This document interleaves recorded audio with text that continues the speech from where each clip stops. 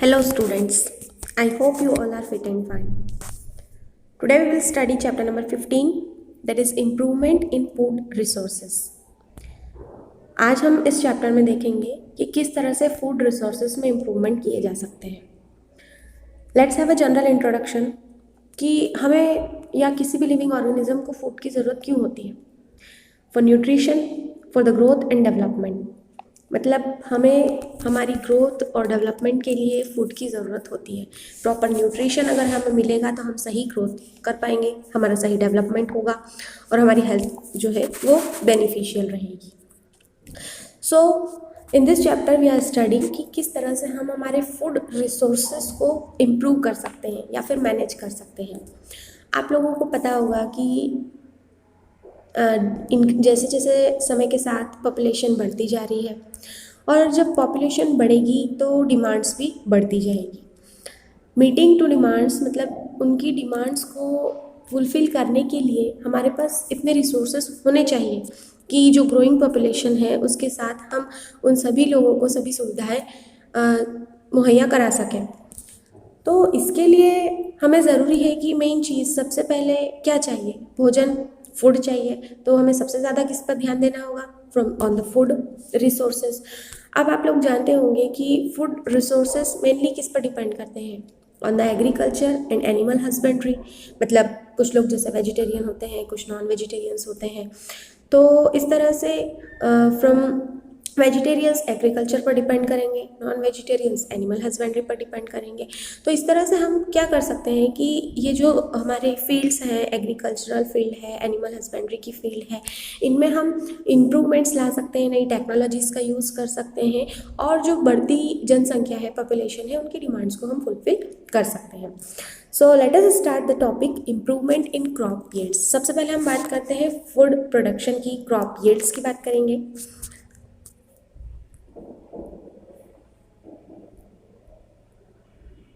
Let's see. Cereals such as wheat, rice, maize, millets and sorghum provide us carbohydrate. आपको पता होगा कि nutrition में क्या क्या होता है. Like carbohydrate we need, carbohydrate की ज़रूरत पड़ती है हमें, प्रोटीन की ज़रूरत पड़ती है, फैट की ज़रूरत पड़ती है ना. तो इस तरह से हम यहाँ पर देखेंगे कि जैसे राइस, व्हीट, मेज जो ये आप खाते हैं इससे आपको क्या मिलता है, कार्बोहाइड्रेट मिलता है. पल्सेस लाइक ग्राम, चना, मटर, उड़द, ग्रीन ग्राम, मूंग, अरहर, मसूर प्रोवाइड अस विथ प्रोटीन. और इन सब दालों से हमें क्या मिलता है, प्रोटीन मिलता है. ऑयल सीड्स हैं जैसे कि सोयाबीन है, ग्राउंडनट मूंगफली है, सीसम है, कैस्टर, मस्टर्ड, लिंसीड, सनफ्लावर, इन सब से हमें क्या मिलता है, फैट मिलता है. ठीक है. जैसे वेजिटेबल्स हैं, स्पाइसेस, मसाले हैं, फ्रूट्स, इन सब से हमें क्या मिलते हैं, विटामिन और मिनरल्स हमें मिलते हैं. ठीक है. तो हमारी बॉडी की जो प्रॉपर न्यूट्रिशन की नीड है उन सबको कौन फुलफिल करता है, फूड. क्योंकि हम जो खाना खाते हैं उसमें कई तरह की चीज़ें होती हैं, है ना. तो उन सब से हमें क्या मिलता है, कार्बोहाइड्रेट मिल जाता है, प्रोटीन मिलता है, विटामिन मिलते हैं, मिनरल्स मिलते हैं और यही सब क्या करते हैं, हमारी ग्रोथ और डेवलपमेंट प्रोवाइड करते हैं. ठीक. Like in the addition to these food crops, fodder crops, कुछ और क्रॉप्स है जैसे berseem, oats, Sudan grass are rest for the food for livestock. ठीक है. तो इस तरह से हमने देखा कि यहाँ पर हमें क्या मिल रहा है कि हमारे न्यूट्रिशन की सारी चीज़ें हमें प्रोवाइड हो. नाउ सी कि हम किस तरह से हमारी क्रॉप्स का मैनेजमेंट कर सकते हैं. तो सबसे पहले आपको 3 स्टेप्स फॉलो करनी होगी. देखिए आप यहाँ पर कौन सी 3 स्टेप्स है. First is the crop variety improvement. मतलब आपको क्या करना है, फूड प्रोडक्शन इम्प्रूव करना है. तो उसके लिए आप क्या करेंगे, सबसे पहले कि क्रॉप की वैरायटी को इम्प्रूव करेंगे कि आपकी जो फसल है वो किस तरह की है. दूसरा, आप उसके प्रोडक्शन का इम्प्रूवमेंट करेंगे कि आपको ज़्यादा से ज़्यादा अमाउंट में प्रोडक्शन मिले. तीसरा, आप क्या करेंगे, उसके प्रोटेक्शन के लिए मैनेजमेंट करेंगे. So first see the crop variety improvement. मतलब कि आप फसल की वैरायटी में किस तरह से इम्प्रूवमेंट ला सकते हैं. This approach depends on finding a crop variety that can give a good yield. मतलब हमें ऐसी फसल को ढूंढना है जो हमें ज़्यादा से ज़्यादा अच्छा प्रोडक्शन दे सके. वेराइटीज और strengths of crops can be selected by breeding for various useful characteristics such as disease resistance, response to fertilisers, product quality and high yields.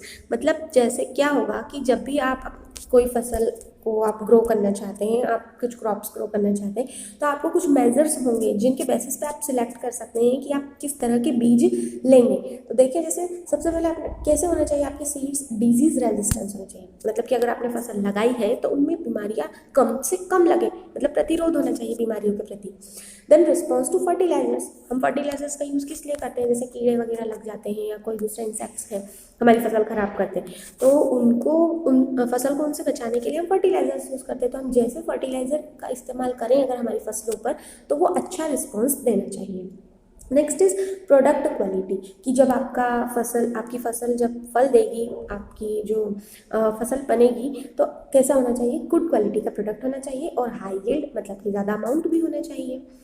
One way of incorporating desirable characters into crop varieties is hybridisation. अब देखें आप, यहाँ पर आपको एक नया शब्द मिल रहा है, hybridisation.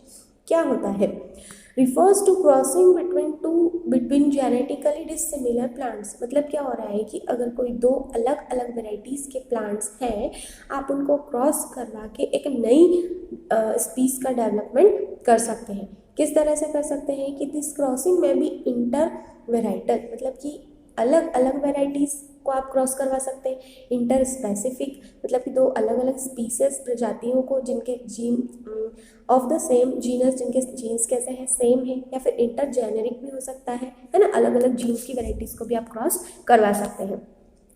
Another way of improving the crop is by introducing a gene that would provide the desired characteristics. This result in genetically modified crops, और इन्हें क्या कहेंगे, genetically modified crops कहेंगे।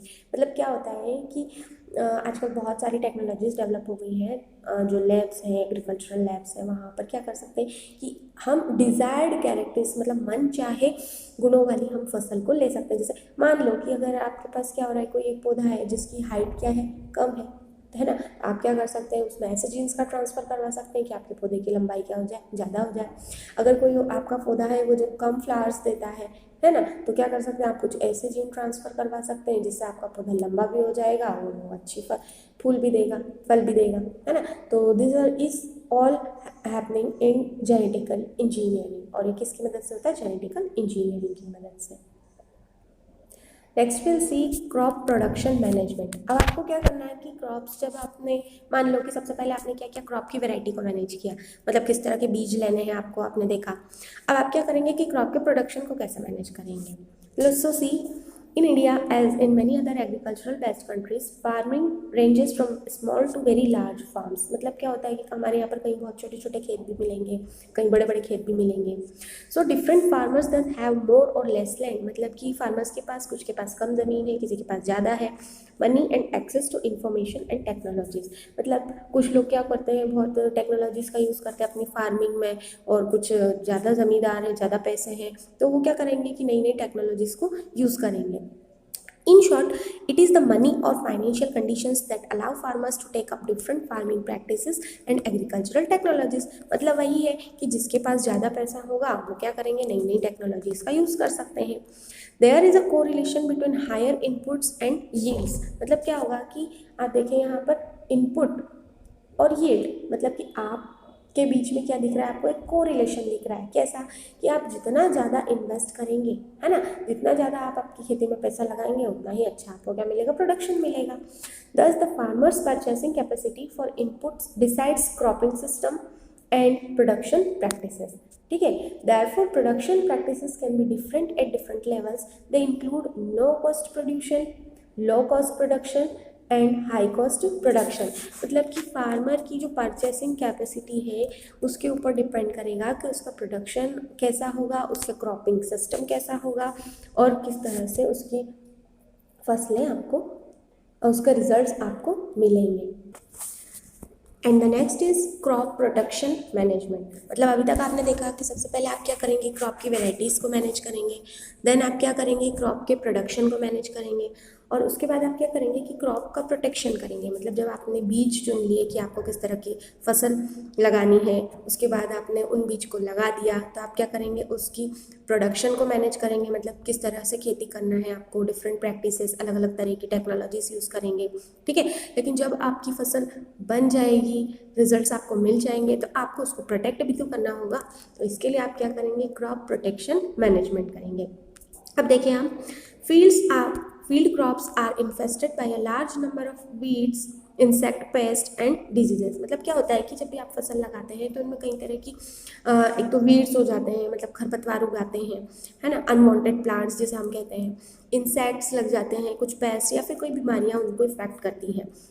If weeds and pests are not controlled at the appropriate time, then they can damage the crops so much that most of the crop is lost। मतलब अगर आपने क्या किया कि इस तरह weeds को, पेस्ट को कंट्रोल नहीं किया, तो आपकी क्रॉप्स को बहुत ज़्यादा नुकसान उठाना पड़ सकता है। Disease in plants are caused by pathogens such as bacteria, fungi and viruses. मतलब कि जैसे हम इंसानों को बीमारियां हो जाती है, इसी तरह से प्लांट्स को भी बीमारियां हो जाती है, वही बैक्टीरिया, वायरस, फंगस की वजह से।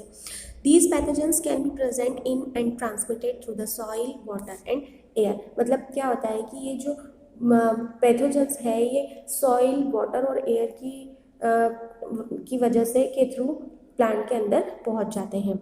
Weeds and insects and disease can be controlled by various methods. कई सारी प्रैक्टिसेस हैं जिनसे हम क्या कर सकते हैं, इनको कंट्रोल कर सकते हैं।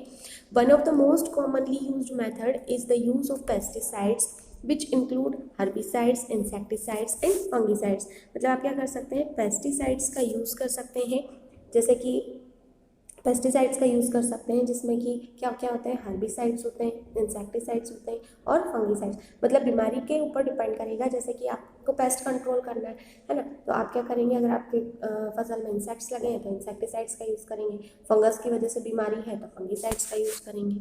These chemicals are spread on crop plants और used for treating seeds and soil. मतलब इसको स्प्रे करके भी वहाँ पर अप्लाई किया जा सकता है। However, excessive use of these chemicals create problems since they can be poisonous to many plant and animal species and cause environmental pollution। मतलब क्या होता है कि अगर हम ज़्यादा से ज़्यादा फर्टिलाइजर्स का और इन केमिकल्स का यूज़ करेंगे तो हमें इनके साइड इफ़ेक्ट्स भी देखने को मिलेंगे और हो सकता है कि हमारे प्लांट्स और एनिमल्स को नुकसान हो और इन्वायरमेंटल पोल्यूशन भी हो सकता है। I hope you have understood this topic. Thanks for watching the video.